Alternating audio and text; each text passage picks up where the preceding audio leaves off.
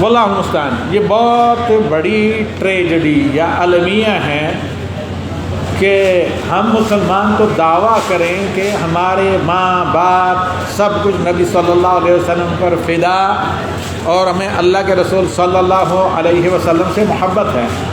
لیکن نبی صلی اللہ علیہ وسلم ہر کام سے پہلے، خصوصاً ہر خطاب اور بات کرنے سے پہلے جو دعا پڑھا کرتے تھے وہ دعا ہمیں کیا ہے؟ یاد نہیں. اسی کو دعائے حاجت، خطبہ مسنونہ، خطبۃ الحاجہ کیا کہا جاتا ہے؟ نبوی سیرت اور تاریخ اسلامی میں کہا جاتا ہے. وہ کون سا؟ ان الحمد للہ نحمدہ ونستعینہ ونستغفرہ ونؤمن بہ ونعوذ باللہ ونؤمن بہ ونتوکل علیہ. نؤمن بہ نتوکل علیہ پڑھا جاتا ہے خطبے میں، لیکن صحیح روایات میں یہ نہیں ہے. اس کے علاوہ ونعوذ باللہ من شرور انفسنا ومن سیئات اعمالنا من یہدہ اللہ فلا مضل لہ ومن یضللہ فلا ہادی لہ واشہد ان لا الہ الا اللہ وحدہ لا شریک لہ واشہد ان محمدا عبدہ ورسولہ. اس میں اللہ کا شکر بھی ہے، حمد بھی ہے، اللہ سے مدد بھی مانگی جاتی ہے، استغفار بھی ہے، معافی بھی مانگی جاتی ہے، اور اپنے نفسوں کے شر اور اپنے گناہوں کی شامت سے اللہ کی پناہ بھی مانگی جاتی ہے. پھر اللہ کی طرف سے بزبان نبی اللہ کا یہ فیصلہ بھی سنایا جاتا ہے کہ ہدایت اللہ سے مانگیں. جسے اللہ ہدایت دے دے اسے کوئی گمراہ نہیں کر سکتا، اور جسے اللہ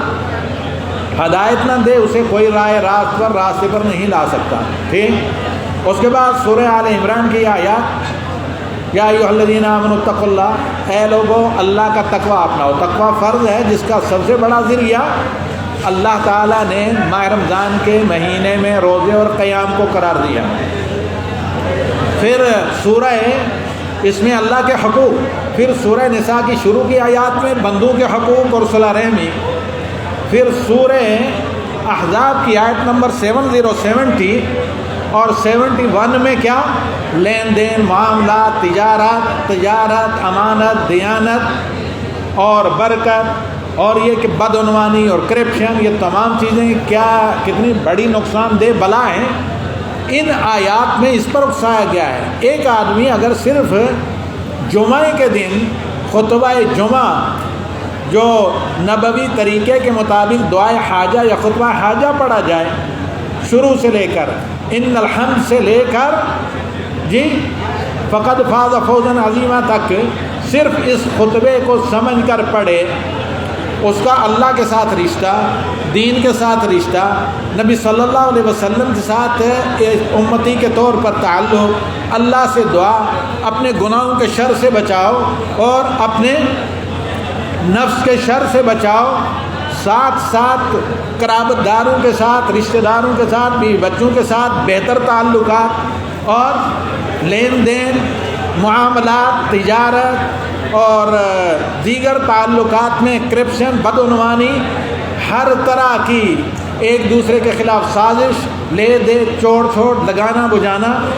اور اسی طرح یعنی طرح طرح کا کرپشن، جھوٹ، چغل خوری اور غیبت، غلط بیانی، فراڈ، ان تمام کاموں سے نجات مل جائے گی. اسی لیے آج جب میں نے سوال کیا، اس سے معلوم ہوا جس طرح لا الہ الا اللہ محمد رسول اللہ آج کل کے مسلمان بلا سمجھے بوجھے پڑھتے ہیں، جو بہت بڑی بدنصیبی، بہت بڑا المیہ ہے. اسی طرح الحمدللہ رب العالمین سورہ فاتحہ اور نماز، اور اسی طرح پھر عیدین اور جمعہ میں خصوصاً، ورنہ ہر مناسبت میں پڑھے جانے والا نبی صلی اللہ علیہ وسلم کا خطبہ بلا سمجھے بوجھے سنتے ہیں اور پڑھتے ہیں. نکاح ہو جاتا ہے، انہیں پتہ ہی نہیں کہ نکاح میں جو خطبہ صرف سنت ہے، نبی صلی اللہ علیہ وسلم کا جو پڑھا گیا تھا وہ کیا تھا، اس کا تقاضا کیا تھا، اس میں وہ الفاظ جو تھے ان کے اندر کیا کیا شرعی تقاضے تھے جو ہم سے مطلوب تھے. تو برائے کرم ذرا اس طرف بھی توجہ دیں. آئیں ہم کل کے ٹاپک کو مکمل کرتے ہیں. اور کل ہمارا ٹاپک جس کو ہم نے شروع کیا تھا حدیث ابو ہریرہ صحیح بخاری میں جو ہے کتاب الرقاق میں کہ نبی صلی اللہ علیہ وسلم نے ان طلباء کو جو کئی دنوں سے بھوکے تھے، ان طلباء کو جو کئی دنوں سے بھوکے تھے، گھر میں بلا کر دعوت دی، جو کہ صرف دودھ کا ایک پیالہ تھا، اور کس بھوکے ہونے کے باوجود، کئی دنوں سے پیاسے ہونے کے باوجود، کس نظم و ضبط اور ادب اور خلق کے ساتھ نبی صلی اللہ علیہ وسلم کے ان طلباء اور مہمانوں نے آپ نبی صلی اللہ علیہ وسلم کے گھر میں منظم طریقے سے پہنچ کر پھر جہاں بٹھایا گیا وہاں بیٹھ کر آپ صلی اللہ علیہ وسلم کی دعوت سے، نبی صلی اللہ علیہ وسلم کی دعوت سے کئی دنوں کی اپنی بھوک اور پیاس جہاں بجائی، وہیں نبی صلی اللہ علیہ وسلم کے بحیثیت معلم بشریت ہونے کے آپ صلی اللہ علیہ وسلم کی پیغمبرانہ، نبیانہ، محسنانہ، رحمت للعالمین عالمینانہ تعلیمات، اور پھر اپنے صحابہ کے لیے شفقت کا ذکر بھی کل ہم نے کیا تھا۔ یہ تھا کیا کل تک کا سبق یا گزشتے سے پیوستہ۔ آئیے چلتے ہیں ہم آج کا ٹاپک لے کر، کیا ہے؟ ان عربک آداب الاکل والشرب، ایٹیکیٹ آف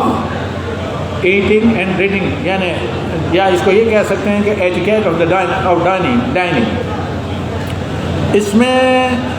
ہم سیریل وائز لے کر چلیں گے، برائے کرم اس کو غور سے سنیں اور نوٹ کریں، بعد میں ہو سکتا ہے آپ سے سوالات بھی ہوں۔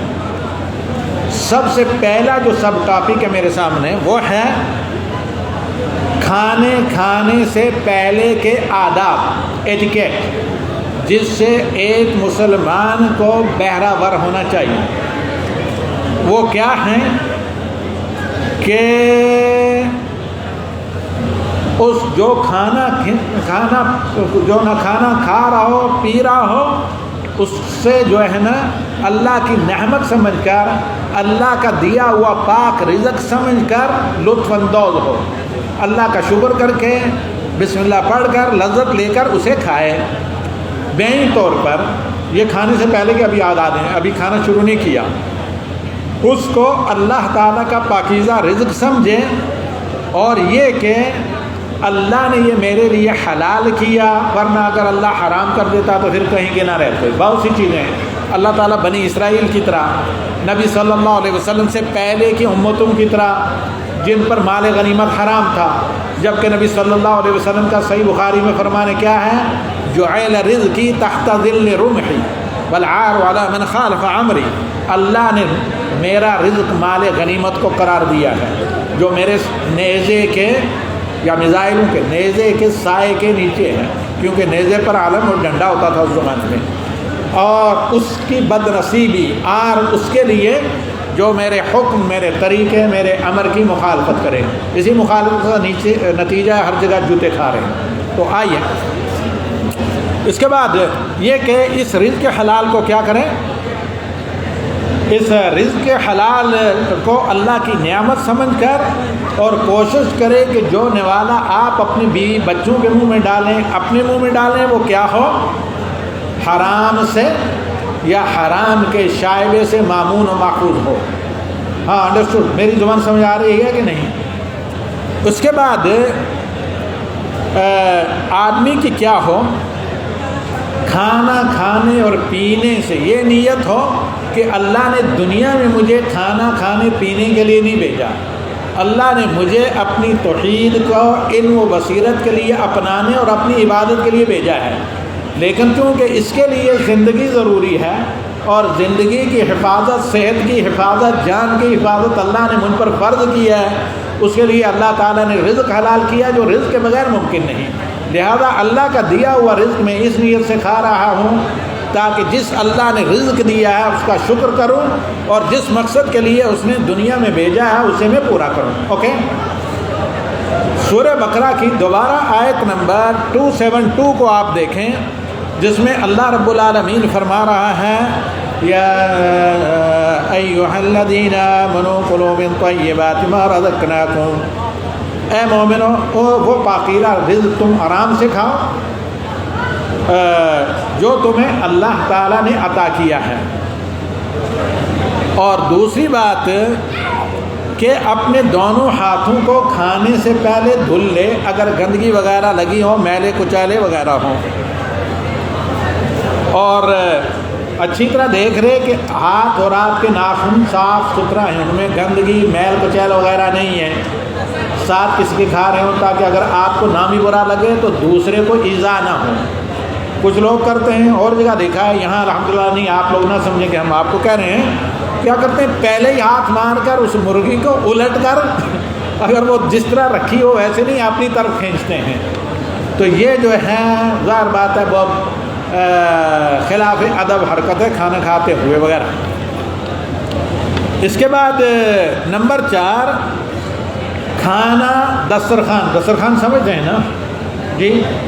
دیٹ کال ان فارسی خوان نعمت، اور یا ٹیبل بھی آپ کہہ سکتے ہیں۔ دسترخوان کے اوپر کھانا زمین پر رکھیں، اونچا ٹیبل وغیرہ پر نہیں، اللہ کہیں ہوٹل وغیرہ میں ہو تو دوسرا مسئلہ، کیونکہ یہ تواضع سے زیادہ قریب ہے۔ بسا اوقات ہائی فائی ڈائننگ ٹیبل وغیرہ پر کھانے کی وجہ سے آدمی کے اندر، جیسے احادیث میں تکبر کا احساس بسا اوقات ہوتا ہے۔ اور انس رضی اللہ تعالی عنہ کہتے ہیں، کون ہے انس؟ ہاں بھائی، یہ انس کون ہے؟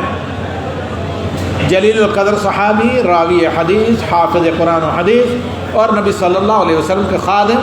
اور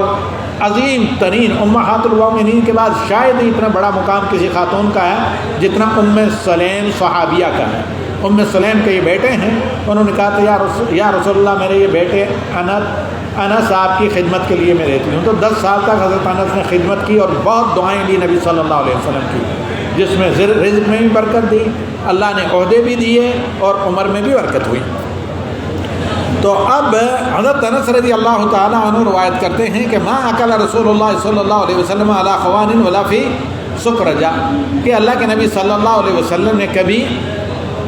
ٹیبل پر، میز وغیرہ پر، یا ایک اونچا جس کو پیڑا یا کچھ اور کہیں ایک اس کے نام ہے، چھوٹا سا ٹیبل مصری وغیرہ استعمال کرتے ہیں، شام وغیرہ کے لوگ بیٹھے ہوتے ہیں لیکن ٹیبل ہوتا ہے، اس طرح کے سکرجہ وغیرہ میں نہیں کھانا کھایا۔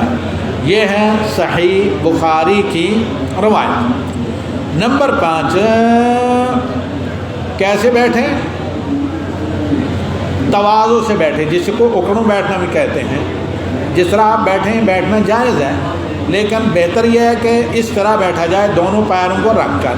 اس سے یہ ہے کہ پیٹ کے مسائل بعد میں بہت سے نہیں پیدا ہوتے، جس کے لیے بہت کچھ خرچ کرنا پڑتا ہے۔ تو وہ یہ کہ اپنے قدموں کے اوپر بیٹھے اور دایاں قدم کھڑا کر کے رکھے، بائیں کو ٹیڑھا کر کے ایک قدم کو اٹھا کر دوسرے کو، بائیں قدم کو بچھا کر اس پر بیٹھے، یا دونوں قدموں کو کھڑا رکھے، دونوں درست ہیں۔ اور جیسے کہ اللہ کے نبی صلی اللہ علیہ وسلم بیٹھا کرتے تھے، کہ اللہ کے نبی صلی اللہ علیہ وسلم فرماتے ہیں لا آکل متکئا، میں ٹیک لگا کر نہیں کھاتا، الا یہ کہ کوئی معذور ہو، بیمار ہو، کوئی عذر شرعی، دوسری بات ہے، یعنی ہاتھ سے ٹیک لگا کر یا پیچھے کسی چیز پر میں ٹیک لگا کر نہیں کھاتا۔ جبکہ نبی صلی اللہ علیہ وسلم کی جبکہ یہ حدیثیں عمر اس وقت کتنی تھی؟ 53-55 سے اوپر۔ تو اللہ کے نبی صلی اللہ علیہ وسلم کہتے ہیں کہ میں ٹیک لگا کر نہیں کھاتا، انما انا عبد، میں اللہ کا ایک سلیم ہوں، بندہ ہوں، آکل کما یاکل العبد، ویسے کھاؤں گا جیسے اللہ کے بندوں کے تواضع کے ساتھ کھانے کا طریقہ ہے، واجلس کما یجلس العبد، میں ویسے ہی بیٹھ کر کھاؤں گا جیسے اللہ کے بندے کھانا کھاتے ہیں۔ رواہ بخاری، یہ صحیح بخاری کی روایت ہے۔ نمبر 6، جو کھانا دیا جائے جو موجود ہو اس پر راضی ہو، اس پر خوش ہو، اس میں نکتہ چینی وغیرہ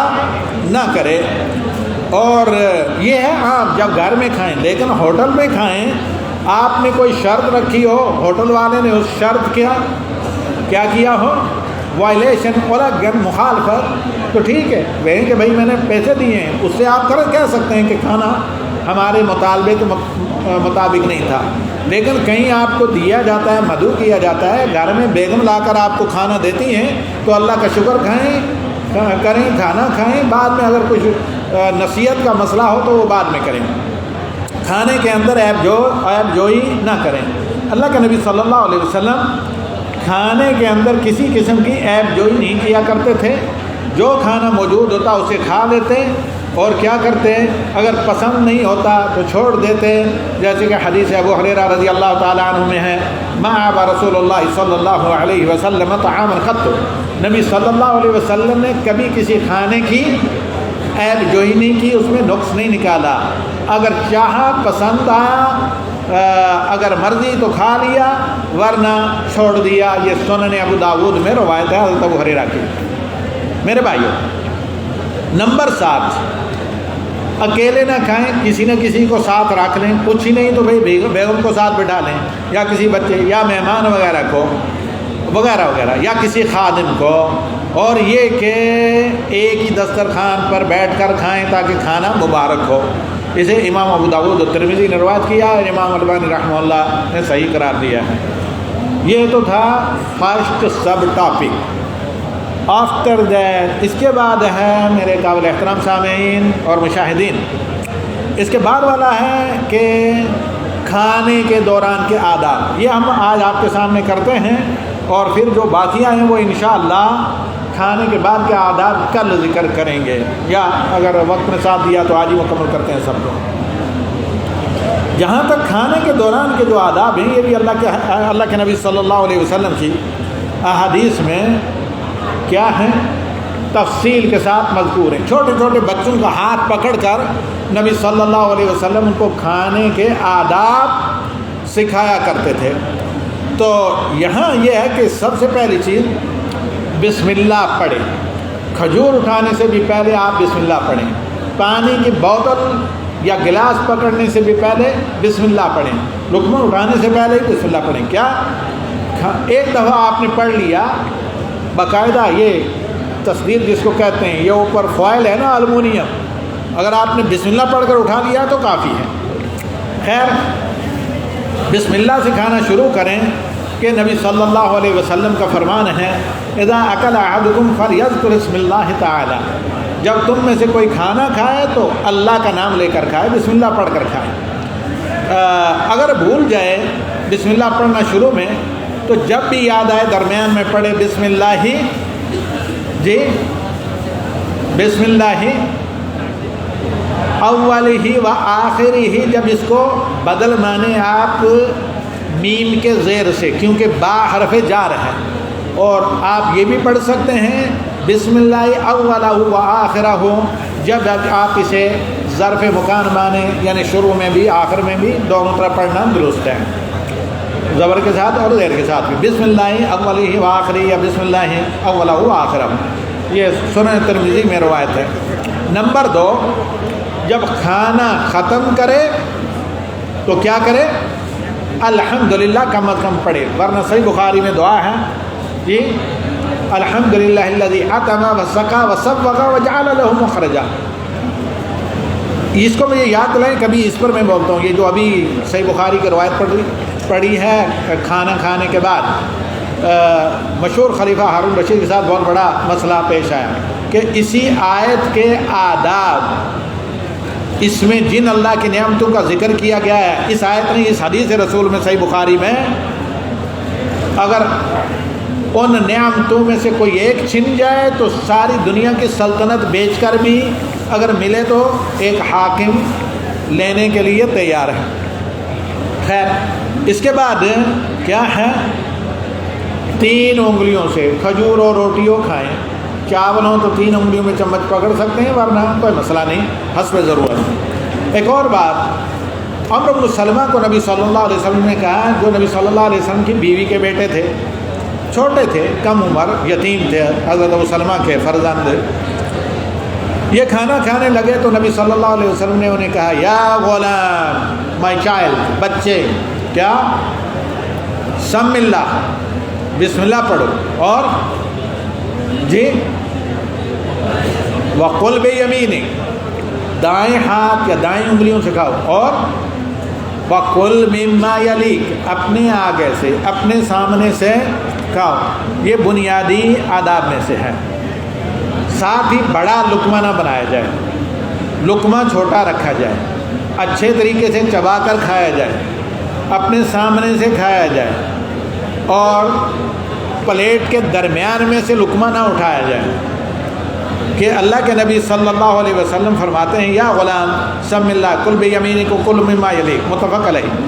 اور ایک دوسری حدیث میں یہ کہ البرکۃ تقول فی فصل البرکۃ تنزل وسط الطعام فکلوا من حافتیہ ولا تاکلوا من وسطہ، متفق علیہ۔ صحیح بخاری اور مسلم کی روایت ہے۔ برکت جی، برکت کھانے کے درمیان میں کیا ہوتی ہے؟ برکت جی، برکت کھانے کے درمیان کے اندر نازل ہوتی، اترتی ہے اللہ کی طرف سے۔ تو نبی صلی اللہ علیہ وسلم فرماتے ہیں کہ آپ کھانے کے درمیان سے نہ کھائیں، حافتئی پلیٹ کے کنارے سے، یعنی اپنے سامنے سے کھائیں، بالکل بیائی نہیں، جیسے حدیث ہے کس میں ہے؟ عمرو بن سلمہ رضی اللہ تعالی عنہما۔ تو اسی طرح بن جملہ انہی آداب میں سے یہ ہے کہ آدمی درمیان میں بار بار کھاتے ہیں انگلیوں کو نہ چاٹے، جب کھانا ختم کر چکے تو اپنی انگلیوں کو اس طرح کی مجلس میں چاٹے۔ اپنے گھر پر اپنی فیملی کے ساتھ کھا رہا ہوں تو بیگم کو چٹوا سکتے ہیں انگلیاں، یا چاٹ بھی سکتے ہیں، یا کیا ان کو کسی بچے وغیرہ کو چٹا سکتے ہیں۔ تو اس سے جو ہے نا ایک قسم گھر کے اندر اپنائیت پیدا ہوتی ہے، بچے مرعوب ہوں، گھر کے سربراہ والد سے سہمے ہوئے ہوں تو یہ چیزیں ختم ہوتی ہیں۔ ایک فرینڈ شپ کا فرینڈلی سا ماحول گھر میں ہوتا ہے۔ یہ نبی صلی اللہ علیہ وسلم کا طریقہ تھا۔ ام المومنین حضرت عائشہ کہتی ہیں کہ نبی صلی اللہ علیہ وسلم کھانا کھانے کے بعد انگلیاں چاٹتے، انگلیوں کے ساتھ کھانا نہ رہتے یا چٹوا لیتے۔ انہوں نے یہ نہیں ذکر کیا کہ کس کو چٹوا لیتے، اور بعض جگہ اس کی وضاحت بھی ہے۔ آگے آئیے، اور ساتھ ہی ساتھ کہ صحیح حدیث میں، اور یہ حدیث بھی حسن درجے کی ہے،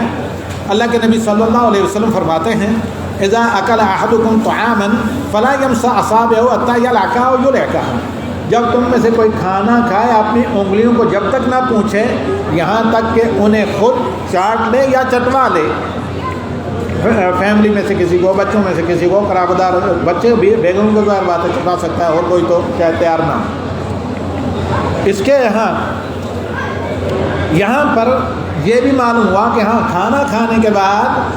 اگر دھونے وغیرہ کا امکان نہ ہو تو ہاتھ کو آپ ٹیشو،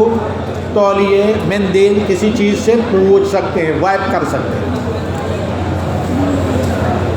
نمبر 5، جب آپ کے ہاتھ سے کوئی چیز دسترخوان پر گر جائے، دسترخوان ہوتا ہے اس لیے کہ صاف ستھرا ہونا چاہیے، جب کوئی چیز ہمارے یا آپ کے ہاتھ سے گر جائے، کوئی لقمہ روٹی کا گر جائے، اس کے ساتھ تھوڑی گرد کوئی چیز لگ بھی کیوں نہ جائے، اسے صاف کر کے کھا لیں، کہ اللہ کے نبی صلی اللہ علیہ وسلم نے فرمایا اذا سقط لقمۃ احدکم فلیأخذها ویمیت عنها الاذی ولیأکلها، جب تم میں سے کسی کا لقمہ دسترخوان پر گر جائے اس سے صاف کرے، اگر اس کے ساتھ کوئی چیز لگ گئی ہے، اور پھر اسے کھا لے، کہ یہ اللہ تعالیٰ کی نعمت ہے، اس کی قدر کرنی چاہیے، اور اسے زمین پر یا دسترخوان پر یا ٹیبل پر شیطان کے لیے پڑا رہنے نہ دے۔ اس لیے مومن کا شیطان بڑا مریل ہوتا ہے، بہت دبلا پتلا، ہڈیوں کی مٹھی، اور کافر اور منافق اور بےایمانوں کا شیطان بہت اسٹرانگ ہوتا ہے، کیونکہ اسے ہر طرح کی غذا ملتی ہے۔ آفٹر اس کے بعد بارک اللہ فیک ایک اور بہت بات کہوں گا جو آپ لوگوں کو شاید لرزہ برندام کرے، لیکن یہ حقیقت ہے، وہ یہ کھانے میں نہ پھونکیں۔ مائیں اکثر بچوں کو گرم کھانا پھونک کر ٹھنڈا کر کے دیتی ہیں، تو کھانے میں پھونکا نہ جائے، اور بہت زیادہ گرم کھانا ہو جس سے منہ کے جلنے کا ڈر ہو تب تک نہ کھلائے، نہ بچے کو فیڈنگ کرے، وہ جو بوتل وغیرہ میں گرم دودھ پلایا جاتا ہے، جب تک کہ وہ ٹھنڈا نہ ہو جائے۔ اور اسی طرح پانی پیتے وقت پانی میں سانس نہ چھوڑیں، پانی میں نہ پھونکیں۔ اب یہاں پر آپ یہ مسئلہ ہوا ہے، آپ کہتے ہیں کہ لوگ دم کر کے پھونک کر دیتے ہیں۔ ان فیکٹ صحیح اتھینٹک بات یہ ہے کہ کہیں بھی کلیئر صریح کسی روایت حدیث میں دعا پڑھ کر دم کرنا پھونکنا ثابت نہیں، کہیں بھی کسی صریح نبی صلی اللہ علیہ وسلم پاس رکھ کر بلند آواز سے قرآن پڑھتے، پھر اس پانی کو چھڑکتے بھی، پانی سے پوچھتے بھی، یا اس پانی سے جہاں علاج کرنا ہوتا نمک وغیرہ ملا کر قرآن پڑھ کر اس پانی سے مساج بھی مطلب مرہم بھی کرتے، لیکن کہیں یہ نہیں ہے کہ نبی صلی اللہ علیہ وسلم نے دم کرنے کے لیے پانی میں پھونکا ہو، جبکہ نبی صلی اللہ علیہ وسلم کا لعاب مبارک تھا۔ زیادہ یہ ہے کہ جب حضرت علی کی آنکھیں اشوب چشم کا شکار ہوئیں تو نبی صلی اللہ علیہ وسلم نے اپنا لعاب لگایا جس سے شفا مانگی۔ تو دم کرنے کا یا کھانے پینے کی چیزوں پر برکت کے لیے قرآنی آیات پڑھنے کا طریقہ کیا ہے؟ صرف قریب رکھ کر پڑھیں، اسی سے قرآن کی برکت اور نبی صلی اللہ علیہ وسلم کی دعاؤں کی برکت کافی ہے۔ آئی سمجھ میں بات کہ نہیں؟ تو کھانے پینے کی چیزوں میں نہ پھونکیں، نہ پھونک کر کسی کو دیں، نہ مائیں بچوں کو پھونک کر کھلائیں پلائیں۔ اس کے بعد یہ ہے کہ جب کھانا پیتے وقت آپ کو جمائی آئے، سانس وغیرہ کھائیں،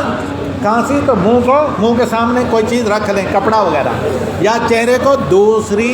طرف رکھ کر کھانسیں یا سانس لیں، اگرچہ آپ اپنے بال بچوں دوستوں میں کیوں نہ کھا رہے ہوں، اس سے دوسروں کے دل میں ایک قسم کی حیرت پیدا ہوتی ہے۔ ٹائم بہت زیادہ ہو گیا، بس اسی پوائنٹ کو میں مکمل کرتا ہوں، باقی انشاءاللہ پھر اس کے بعد یہ کیا ہے کہ پانی پیتے وقت 3 دفعہ منہ دور کر کے سانس لے پھر پیے۔